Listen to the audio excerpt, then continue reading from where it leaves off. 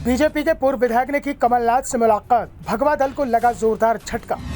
10 सितंबर के बाद बीजेपी के पूर्व विधायक अपने समर्थकों के साथ कांग्रेस में होंगे शामिल।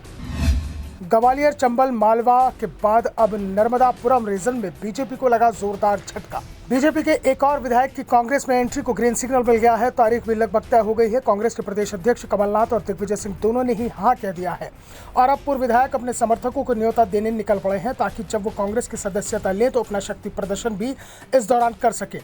नर्मदापुरम होशंगाबाद विधानसभा सीट से 2 बार के पूर्व विधायक गिरिजाशंकर शर्मा कांग्रेस का दामन थामेंगे। ये तो इस महीने की शुरुआत में ही तय हो गया था, लेकिन कब कांग्रेस में जाएंगे और उन्हें कांग्रेस उम्मीदवार बनाएगी या नहीं बनाएगी ये तय नहीं हो पा रहा था।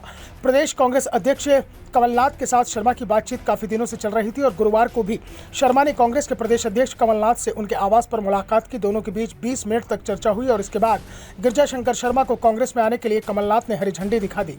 इसके साथ ही ये भी साफ हो गया कि 11 से 15 सितंबर के बीच में शर्मा कांग्रेस में शामिल हो जाएंगे।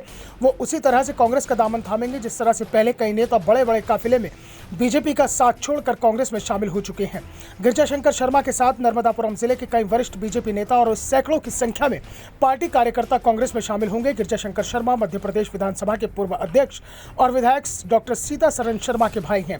वो बीजेपी से 2 बार विधायक रह चुके हैं। 1 सितंबर को उन्होंने बीजेपी की प्राथमिक सदस्यता से इस्तीफा दिया। अपना इस्तीफा देते समय गिरिजाशंकर शर्मा ने बीजेपी पर जमकर निशाना साधा था। उन्होंने कहा था कि 10 साल से ज्यादा समय से पार्टी में उनकी उपेक्षा हो रही है। कार्यक्रमों में उन्हें बुलाया तक नहीं जाता है। संगठन में नए लोग आ रहे हैं जो पुराने लोगों को दरकिनार कर रहे हैं।